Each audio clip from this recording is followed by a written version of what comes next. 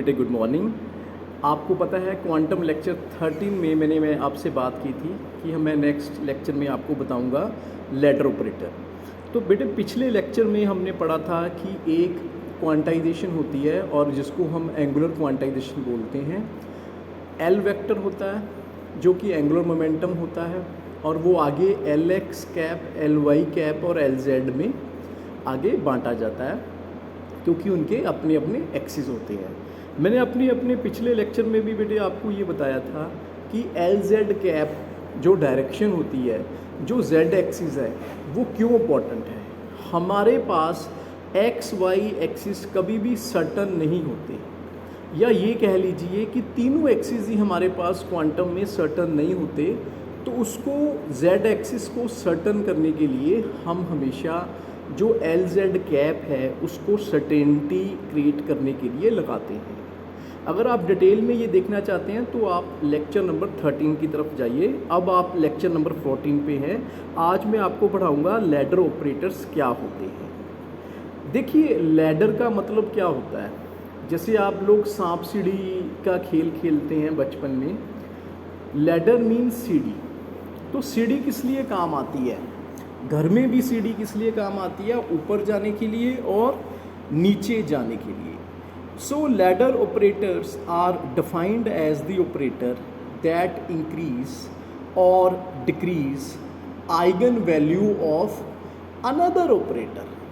तो बेटे ये बहुत बड़ा रहस्य है कि अगर कोई ऑपरेटर है, आपको पता है अगर आपके पास एक ऑपरेटर है, आप उसको ऑपरेट कर रहे हैं किसी वेव फंक्शन पे और आपके पास एक एनर्जी वैल्यू आ रही है, पर आप लैडर ऑपरेटर लगा के उसी ऑपरेटर से आप वैल्यू को थोड़ा आगे और थोड़ा पीछे भी ले जा सकते हैं। जैसे फिजिकल केमिस्ट्री में हम ये डिसाइड करते हैं कि भाई मैंने इतना अमाउंट लिया था और ये रिएक्शन आया है, अगर मैं इसका डबल कर दूं तो रिएक्शन क्या होगा। उसी तरह हमारे पास जब एंगुलर क्वांटम नंबर बनता है बेटे, एंगुलर क्वांटाइजेशन होती है, तो एक कोन स्वीप करके बनता है। और बेटे जब ये कोन बनता है तो कई बार साइंटिस्ट कहते हैं ज़रा कोन के ऊपर देखो, कोन के नीचे देखो, कोन के राइट हैंड साइड देखो, या कहीं पे भी कंप्यूटर में कर्सर रख के देखते हैं, क्योंकि उनको ये देखना होता है कि ये जो आपका ऑपरेटर है ये थोड़ा बढ़ाने से, थोड़ा कम करने से उससे क्या फ़र्क पड़ता है। तो सवाल ये उठता है कि ये जो ऑपरेटर्स हैं, लैडर ऑपरेटर्स, एक तरह से इनको क्रेशन ऑपरेटर भी कह सकते हैं। क्रेशन का मीनिंग ये है because it's adds a quantum in the eigen value and also it can remove a quantum from the eigenvalue। Mean आपको पता होना चाहिए कि लैडर ऑपरेटर बेटे प्लस में भी होते हैं और माइनस में भी होते हैं। आगे चल के हम डिस्कस करेंगे और कुछ सॉल्व करके भी देखेंगे। प्लस मीन वैल्यू बढ़ाने के लिए, माइनस मीन कम करने के लिए। और बेटे जो ऑपरेटर वैल्यू को बढ़ाते हैं उनको क्रेशन ऑपरेटर बोलते हैं, और जो वैल्यू को कम करते हैं उनको एनहिलेशन ऑपरेटर बोलते हैं। तो एनहिलेशन ऑपरेटर बोलते हैं। तो आप लैडर ऑपरेटर जो है, क्या सवाल उठता है, क्या लैडर ऑपरेटर हर्मिशियन होते हैं? नहीं बेटे, बिल्कुल भी नहीं होते। याद रखो ये कंपटीशन का सवाल है कि क्या लैडर ऑपरेटर हर्मिशियन होते हैं। Ladder operators are not hermitian in nature, they are being used for lowering and raising operators, right. तो कौन कौन से लैडर्स ऑपरेटर हम ऑलरेडी यूज़ कर चुके हैं। आपने बेटे मेरा पीछे पूरी क्वांटम सीरीज़ के लेक्चर देखे हैं, तो उसमें मैंने कौन कौन से ऐसी चीज़ों में जहां मैं लैडर ऑपरेटर लगा सकता था। तो सवाल उठता है लैडर ऑपरेटर एक तरह से जनरलाइजेशन होते हैं फंक्शन के कंसेप्ट को समझने के लिए और फंक्शन पे अप्लाई करने के लिए। बेटे ये 2-3 शब्दों का बहुत बड़ा रहस्य है, क्योंकि हम क्वांटम को लैडर ऑपरेटर से ही अप्लाई करवाते हैं। फॉर एग्जांपल, आपने टाइम इंडिपेंडेंट श्रोडिंगर इक्वेशन देखी थी। उस इक्वेशन में आपने हैमिल्टोनियन ऑपरेटर लिया था और उसी हैमिल्टोनियन पे हम ये लगा सकते हैं। अब सवाल उठता है, क्या लैडर ऑपरेटर एक ऑब्जर्वेबल्स हैं? क्या ये हमें दिख पाते हैं? क्या ये मेजरिंग क्वांटिटी में होते हैं? क्या ये कॉम्प्लेक्स होते हैं? क्योंकि नेचुरली कॉम्प्लेक्स अलजेब्रा क्या इस पे लगता है? तो बेटे नहीं, ये एक नॉर्मल ऑपरेटर्स होती हैं। देखिए, पहले हर कोई ये सोचता था कि ये जो लैडर ऑपरेटर्स होते हैं ये एक तरह से कॉम्प्लेक्स होंगे, पर ये कॉम्प्लेक्स नहीं है, ये तो नॉर्मल के भी नॉर्मल हैं। अब बेटे लैडर ऑपरेटर से हमारे पास किस तरह की वैल्यूज़ आती हैं? सबसे पहले, जैसे मैंने आपको पहले बताया है कि लैडर ऑपरेटर वैल्यू को इंक्रीज़ और डिक्रीज़ करने के काम आता है। फॉर एग्ज़ाम्पल, एंगुलर मोमेंटम की हम बात करेंगे। आपको पता है कि जब हम small m magnetic quantum number +2 में लिखते थे बेटे, तो -L 0 से +L हम लिखते थे।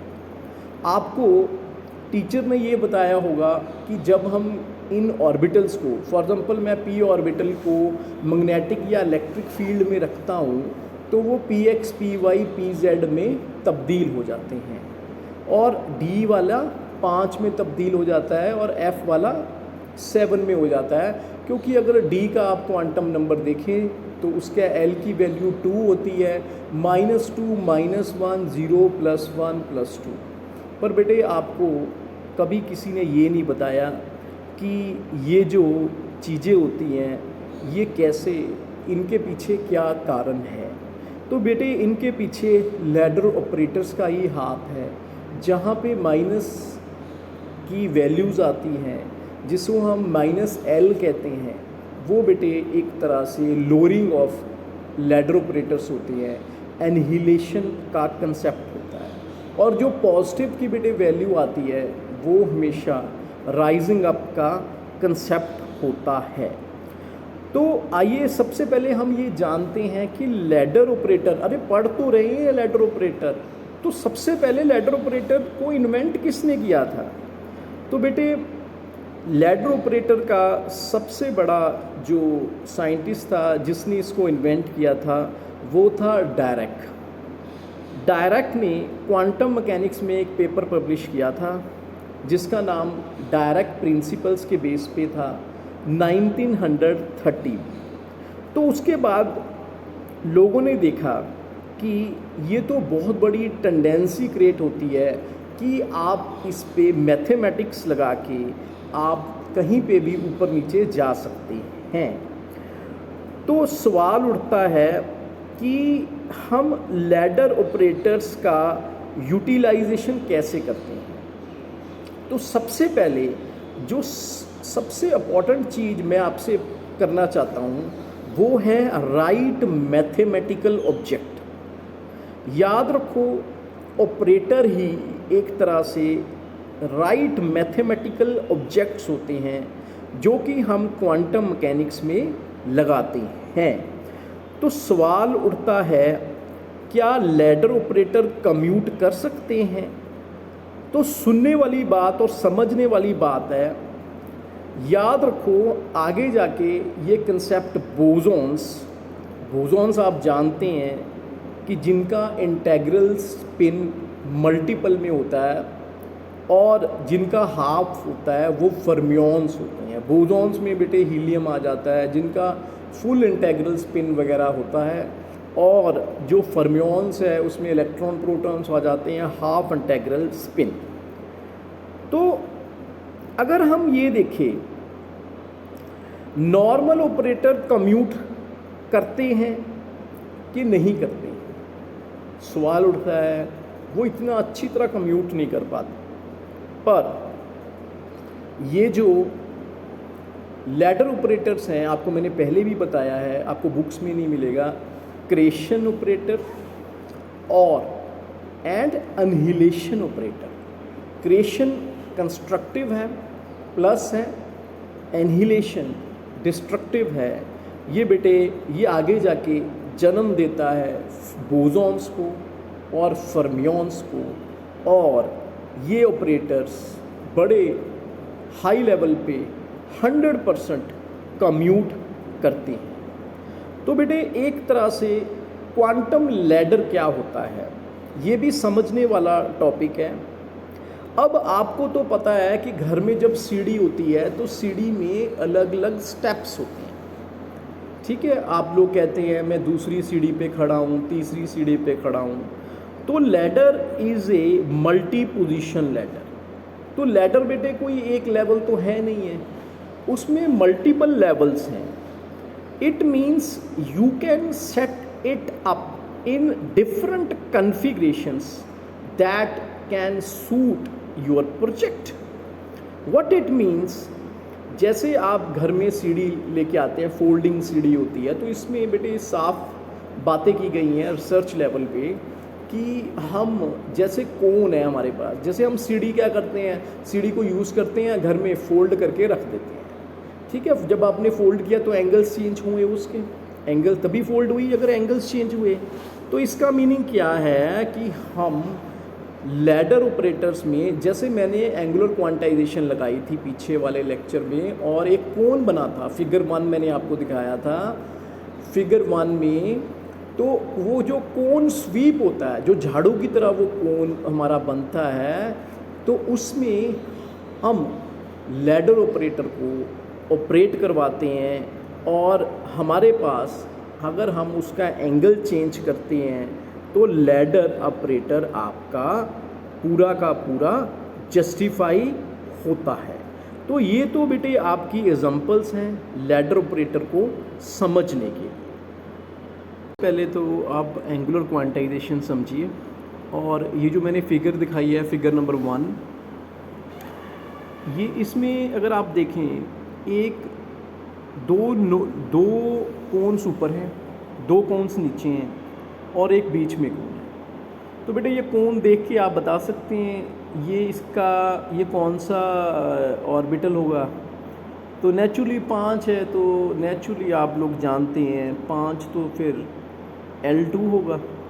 बिल्कुल ठीक कहा आपने, क्योंकि -2 -1 0 +1 +2 इसका मैग्नेटिक क्वांटम नंबर्स बनते हैं, और इसकी एंगुलर क्वांटाइजेशन से एनर्जीज़ भी लिखी हुई हैं, ऊपर प्लस में है और नीचे माइनस में है। तो अगर आप इस फिगर को समझ पाते हैं तो आप इसमें से बहुत कुछ सीख सकते हैं, क्योंकि ये आपको ये बताती है कि एंगुलर क्वांटाइजेशन कैसे कोन को आगे बाइफरकेट, ट्राइफरकेट या आगे कोन को कैसे मॉडिफाई करती है। तो आइए बेटे अब हम देखते हैं, क्योंकि हमारे पास एंगुलर मोमेंटम है, और अगर आप देखते हैं कि जनरल एंगुलर मोमेंटम क्या है, एक वेक्टर है। पर जनरली हम जो एंगुलर मोमेंटम होता है उसको एल कैप से डोनेट करते हैं, और एंगुलर मोमेंटम वेक्टर को जे से डोनेट करते हैं। तो आई रिपीट, अगर एंगुलर मोमेंटम है अकेला तो एल कैप, और अगर एंगुलर मोमेंटम वेक्टर है तो जे। बहुत सारे बच्चे कंफ्यूज होते हैं कि जे कहाँ लगेगा और एल कहाँ लगेगा। तो सबसे पहले बेटे आप क्वेश्चन नंबर 1 देख रहे हैं, J plus is equal to JX plus iota JY। तो इसमें प्लस है, सीधी सी बात है, और I क्या है, आइटा क्या है, इमेजिनरी है, X क्या है, Y क्या है, एक्सिस है, और J प्लस का मीनिंग क्या है, ये स्टेप अप है, ये स्टेप अप ऑपरेटर है। तो ये आपका क्रिएशन ऑपरेटर हो गया। और सेकंड इक्वेशन देखिए, J minus is equal to JX minus iota JY। तो आपका फिर मैं बता रहा हूँ माइनस का मीनिंग क्या हुआ, माइनस का मीनिंग क्या हुआ, स्टेप डाउन। तो ये कौन सा ऑपरेटर हुआ है, एनहिलेशन ऑपरेटर। तो बेटे सवाल उठता है कि हमारे पास इसकी एक कोण बनती है, ये सब वैल्यूज़ कोण में पाई जाती हैं। अब अगर मैं इसको एवरेजिंग करके देखता हूँ, याद रखो कई बार हम क्या करते हैं, हाफ एवरेजिंग का सिंबल लेते हैं, कई बार हम फुल एवरेजिंग लेते हैं, कई बार हम बेटे हर्मिशियन कंजुगेट पेयर बनाने की कोशिश करते हैं। इसका मीनिंग क्या है हर्मिशियन कंजुगेट पेयर का, कि आपके पास कई बार आप देखिए ना बच्चे कंफ्यूज हो जाते हैं, कई बार जे प्लस लिखा होता है तो बच्चों को पता होता है स्टेप अप है, जे माइनस स्टेप डाउन है।